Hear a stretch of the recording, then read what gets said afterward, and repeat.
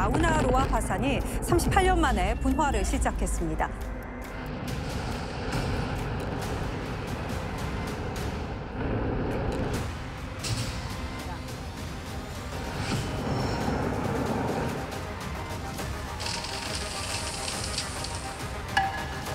지진이 3,000번 넘게 일어나 이산화탄소가 올라오는 장면이 포착됐습니다.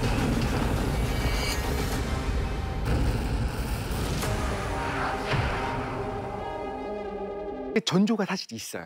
그 화산은 정말 아무런 전조 없이 터지는 경우가 간혹 있는데 대부분은 이제 폭발이 일어날 것 같은 전조가 있는데 문제는 1950년대 이후로 관측된 화산 폭발 중에 지진계에 기록이 됐었던 화산은 27%에 불과합니다. 많지 않고요. 근데 이제 모든 화산들이 전부 다 다시 활동을 재개한 건 아니에요. 화산 아래에 지각에서 계속 마그마가 공급되면서 마그마방이 채워져야 그 에너지가 모이는 건데 폭발 전에는 반드시 징후가 있다고 아까 말씀을 드렸잖아요. 불의 고리에서 화산과 함께 잦은 게 뭐가 있다고 했죠 아까? 지진? 지진. 네, 지진이죠. 실제로 우리가 이제 두 번째 여행을 떠나려고 하는 바로 이것도 화산 폭발하기 전에 무려 17년 전에 엄청난 지진이 강타했던 곳입니다. 시간을 돌려 서기 79년 8월 이탈리아 반도의 고대 로마 도시 폼페이에 도착을 했습니다. 그래, 화산하면 빼놓을 수 없는. 원형 경기장에서 검투사들의 경기가 열리던 날 사람들의 함성 소리가 경기장을 가득 메우던 바로 그때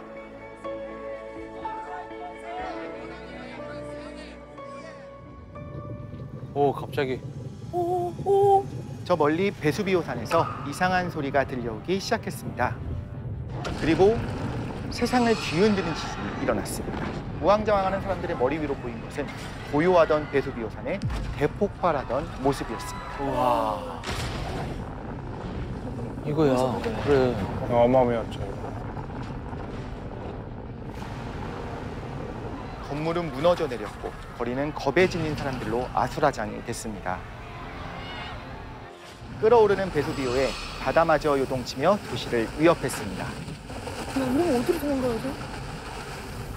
또 화산은 도망치는 사람들의 머리 위로 용암덩어리를 던져댔고요. 18시간 동안 지속된 폭발 속에 사람들이 피할 곳은 그 어디에도 없었습니다. 이동 수단도 없고. 그런데 순간 바람의 방향이 바뀌었습니다.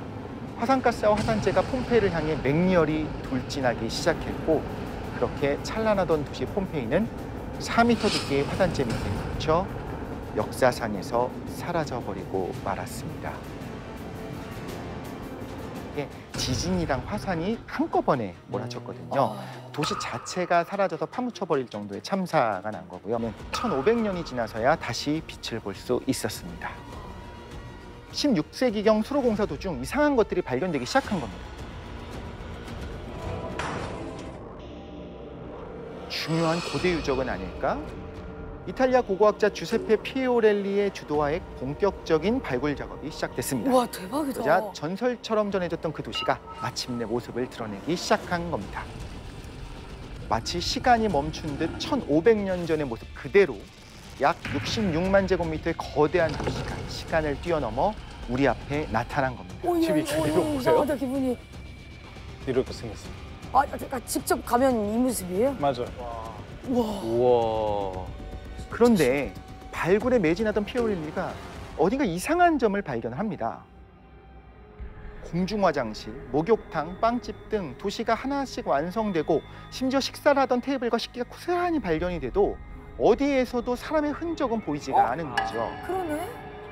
왜 사람... 증발이라도 한 것처럼 유골조차 없었죠. 더욱 이상한 거는 발굴터마다 정체불명의 커다란 구멍들이 여러 개가 발견이 됐다는 겁니다. 피오렐리는 이 정체불명의 구멍들에 주목을 했습니다. 대체 뭘까 싶어서 마치 텅 빈 공간에 석고를 붓자 놀라운 일이 일어났습니다. 그토록 찾아 헤맸던 폼페이 사람들이 하나둘 나타나기 시작한 겁니다.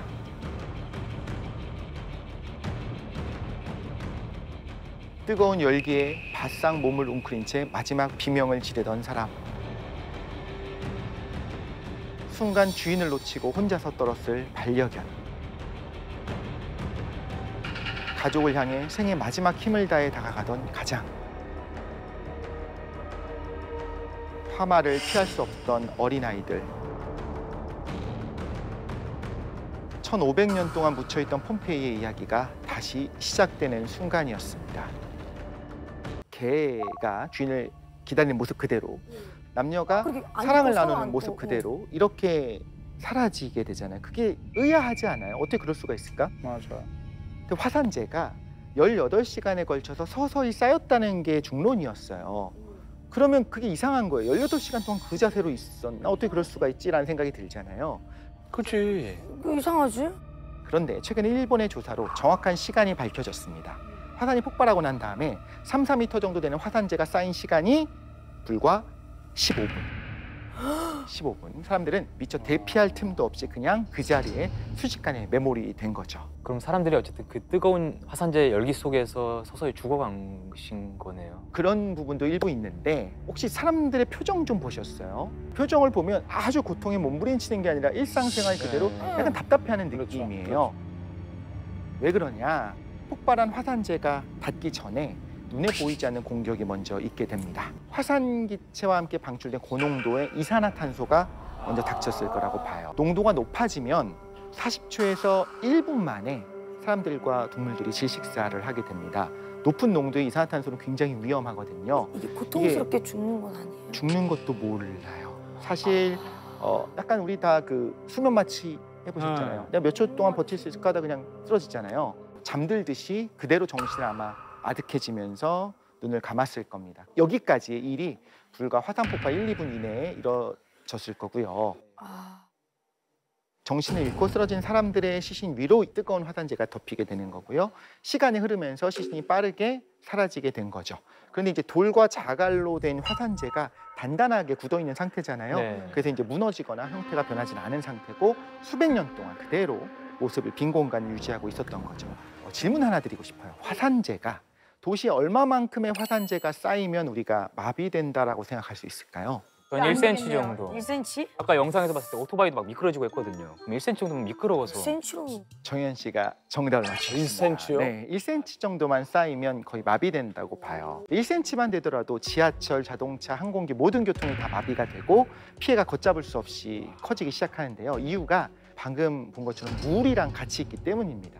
1cm 정도밖에 안 되는 화산재 비가 같이 내리게 되잖아요. 그러면 일단 화산재 자체가 돌가루인데다가 절연되지가 않아요. 전기가 흘러요. 그러니까 교통수단을 다 마비를 시킬 수가 있고 전력 자체가 끊어질 수도 있고 항공기 같은 경우는 화산재는 돌가루잖아요. 그러니까 돌가루가 들어가면서 모터를 망가뜨리게 되고 운행이 불가능해지고 1cm만 쌓여 있어도 자동차 그냥 미끄러져요. 가지를 못합니다. 저희 가까운 화산이 백두산이잖아요. 백두산을 생각하면은 그게 만약에 정말 터졌다, 초폭발을 했다라고 생각하면 피해가 있을 것 같아요. 그것도 어마어마한 피해가, 서울까지도. 주목해야 되는 결정적인 이유가 있습니다. 바로 지구 반대편에서 화산이 폭발하더라도 우리한테 영향이 있기 때문입니다.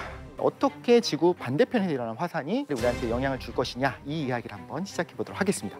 이번에는 인도네시아로 떠나보도록 하겠습니다. 1815년 4월 인도네시아 숨바와 섬에서 인류가 단 한 번도 경험하지 못했던 역대급의 대분화가 일어났습니다. 아우 무서워. 화산재 기둥의 높이는 무려 43km, 분출된 이산화황의 양만 최대 100메가톤이는 그야말로 인류 역사상 유례없는 규모였던 거죠. 기록에 따르면 수천 킬로미터 떨어진 곳에서도 그 폭발음이 들렸다고 합니다.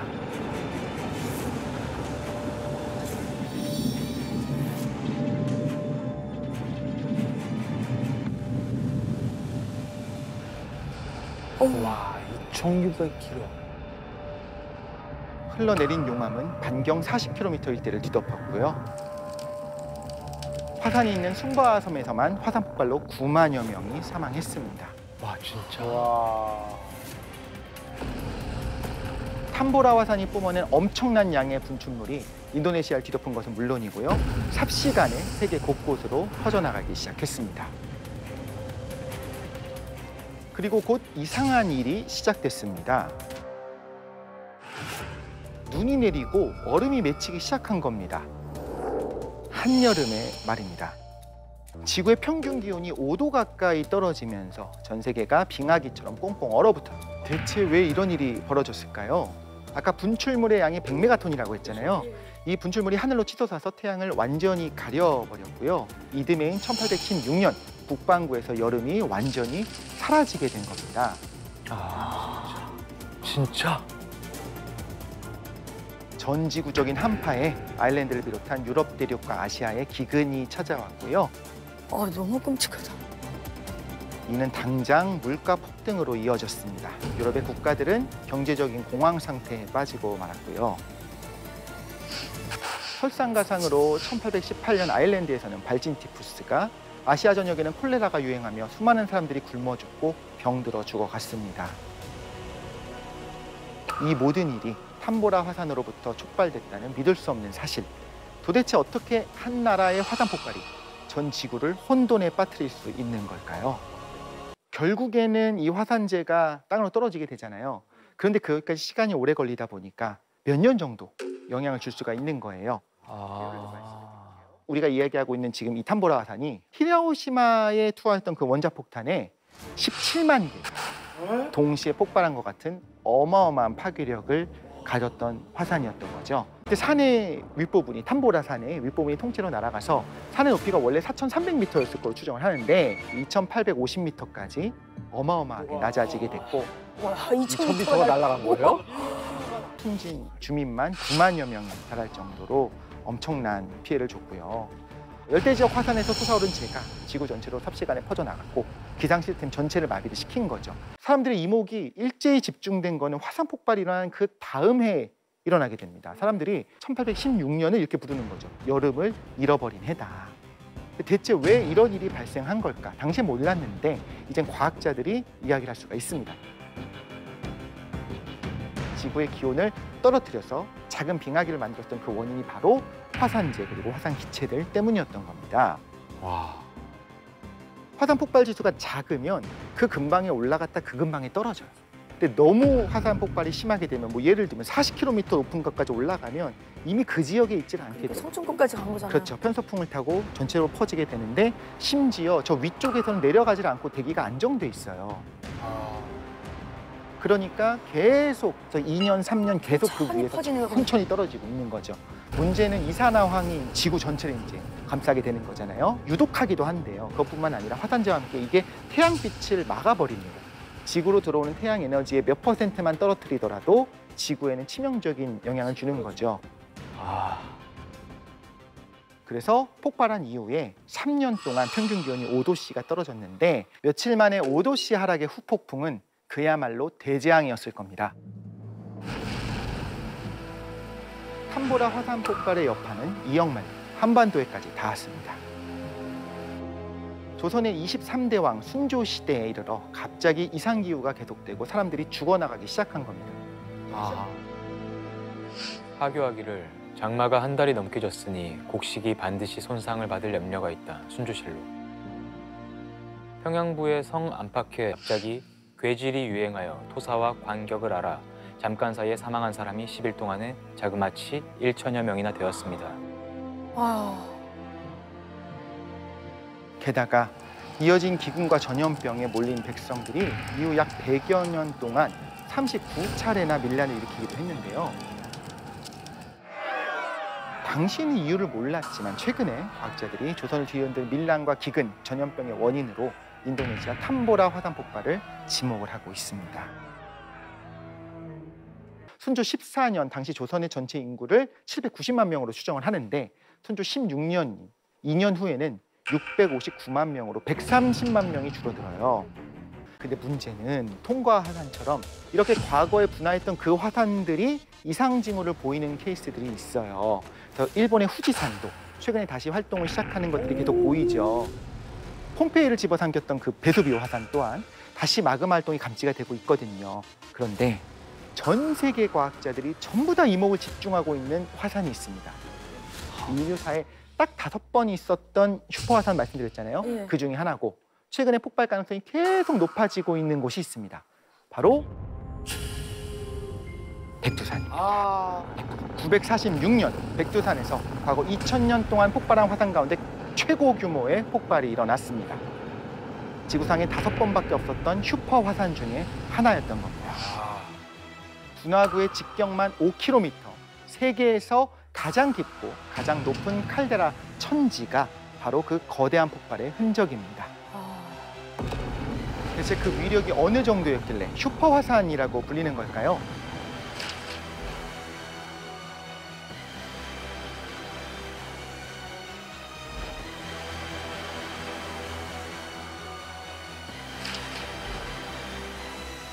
가장 두려운 사실은 백두산 폭발이 머지 않았다는 연구 결과가 계속 발표되고 있다는 겁니다. 끓는다 끓어.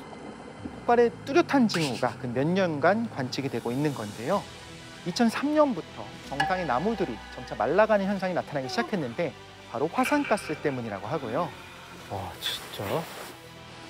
천지 주변 온천들에서도 이상 징후가 포착되고 있습니다. 무섭다. 평소보다 수온이 80도까지 오르면서 펄펄 끓고 있기 시작하는 거죠. 그리고 100년 주기로 크고 작은 폭발을 일으켜온 백두산의 마지막 폭발은 1925년입니다. 3년 후면 또다시 100년이 됩니다. 세계 과학자들이 백두산의 변화에 주목을 하면서 그 폭발 가능성을 일단 예측을 합니다. 과학자들이 얼마 정도로 예측을 했을까요? 확률로 말하자면 100%입니다. 에? 모든 과학자들이 만장일치로 폭발한다. 폭발한다. 아니 근데 이게 희한한 게 왜 우리 백두산은 그 브레고리의 테두리에 있지도 않고 네. 심지어 이제 일본 그 테두리 한참 이제 뒤에 있는데 왜 이렇게 큰 폭발이 있고 그런 거예요? 너무 예리한 질문하셨습니다. 울릉도도 그렇고 제주도도 그렇고 사실 브레고리보다 훨씬 더 안쪽에 있잖아요. 그렇죠. 거기 뜬금없이 왜 백두산이 그렇게 커다란 화산이냐라는 건데 지구상에서 굉장히 특이한 화산 중에 하나예요. 원래 판과 판이 만나는 경계선에 화산들이 발달을 하게 돼요. 그래서 요 경계면 위쪽에 있는 게 바로 일본이죠. 네. 일본 같은 경우가 판이 아래로 내려가면서 마그마가 공급되고 계속 화산 활동이 시작이 되는 건데 문제는 이렇게 해양판이 판 아래로 내려가는데 쭉 내려가는 그 대륙 뒤쪽에 백두산이 있는 거잖아요. 태평양의 해양판이 대륙판 아래로 이렇게 쭉 들어갑니다. 그런데 암석들이 물을 먹으면서 같이 들어가게 돼요. 저 물 먹은 암석층이 녹아 나오면서 마그마를 형성할 수가 있더라. 이게 우리가 알고 있는 일반적인 화산 형태랑 다르게 굉장히 안쪽에서도 가능하더라는 거예요. 그래서 지금 이 시간에도요. 백두산 아래 마그마 방들이 당연히 있고요. 거기에 마그마가 계속 차고 있는 상황입니다. 차라리 소규모의 분할을 한다면 예측도 가능하고 대비도 어쩌면 가능할 수 있는데 분할을 안 하고 있잖아요. 그 말은 계속 참고 있는 상황인 거죠. 그렇게 오랫동안 참던 에너지가 한 번에 팍 터져 나오게 되면 위험할 수 있는 거죠. 에너지가 응축되고 있는 건 틀림없는 사실인 것 같아요. 모두가 그렇게 얘기하니까 그 증거가 뭐냐? 몇 해 전부터 백두산 천지 서쪽과 북쪽의 지표면이 상승하고 있는 것들이 보이고 진짜요? 네, 상승했다가 하강했다가 이렇게 변화가 보인다는 게 중요해요. 거기다 백두산 온천수 말씀하셨던 그 계란 삶아 먹었던 거기가 91년에는 67도 정도였어요. 그래서 계란 오래 놔둬야 삶아졌거든요. 근데 최근에는 83도까지 오르면서 또 거기서 공급되는 기체들을 봤더니 헬륨이나 수소 같은 또 가스 성분들도 많아집니다. 헬륨은 다 어디서 오냐면 저 깊은 곳에서 방사성 원소가 붕괴하면서 만들어지는 거예요. 헬륨이 검출된다는 거는 저 깊은 곳에서부터 발생한 것들이 밖으로 나오고 있다는 걸 의미하거든요. 거기다가 2002년부터 2005년까지 3년 동안 천지 근처에서 사람은 느끼지 못하지만 지진계가 기록하는 지진이 3,000회가 있었습니다. 그리고 더 무서운 겁니다. 천지 거대하다고 하셨죠. 네. 천지에 고여있는 물의 양이 20억 톤이거든요. 우리가 이미 알게 됐지만 단순한 화산재가 무서운 것이 아니라 물이랑 만났을 때 어마어마하게 무서운 라하르가 생긴다는 거 알았잖아요. 만약에 폭발하게 되면 한반도는 어떻게 될 것인가? 그 가상 시나리오를 한번 보여드리겠습니다. 만에 하나 백두산이 폭발한다면 어떻게 될까요? 우선 용암과 화쇄류가 쏟아져서 반경 60km 이내 지역을 초토화시킬 거고요. 천지 아래 농축되어 있는 이산화탄소가 대량으로 방출되면서 반경 50km 이내 사람들이 모두 질식사할 가능성이 높습니다. 천지에 고인 20억 톤의 물 중 일부는 수증기가 되어서 치솟을 거고요. 하지만 대부분은 산등성이의 계곡을 따라 세차게 흘러내리게 되겠죠. 라하르의 벽은 새로 쏟아진 화쇄류와 함께 다시 한번 무너져 내리면서 피나투보 화산 이상의 대참사가 시작될 겁니다. 가장 큰 문제는 화산재입니다. 0.1cm만 쌓여도 비행기 등의 교통수단을 움직이지 못하고요. 1cm만 쌓여도 수도, 전기를 사용할 수 없게 됩니다. 그렇게 되면 의료 문제는 물론 먹을 것, 마실 것도 구하기 어려워질 거고 도시는 암흑 속의 아비규환으로 변해갈 거예요. 상공으로 퍼진 화산재는 한국에만 머무르지는 않겠죠. 백두산이 이미 전 세계를 꽁꽁 얼렸던 탐보라 화산 그 이상의 위력을 보여준 적이 있습니다. 아마 다음 폭발 때에는 인류가 겪어보지 못한 빙하기가 시작될지도 모릅니다.